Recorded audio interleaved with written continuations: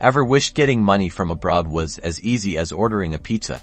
Today, we're breaking down how to effortlessly receive money from Taptap Send directly into your Bkash wallet. Let's dive in. First, the sender needs to use the Taptap Send app to send money your way. They'll enter your information as the recipient. The sender will select Bangladesh as the destination country and then choose mobile money as the delivery option. This is crucial for Bkash transfers. They will then enter your Bkash mobile number.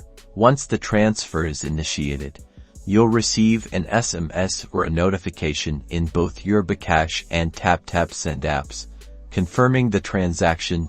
This confirms that the money is on its way. Check your Bkash app for a notification to be sure you receive the funds. It's that simple. Next, open your Bkash app. You'll find the received funds reflected in your balance, ready to use. Now, you can use the money for anything you need: pay bills, shop online, or cash it out at any Bkash agent. And that's it. Receiving money from Taptap Send to Bkash is incredibly easy. If you found this helpful, give us a thumbs up and subscribe for more helpful tips.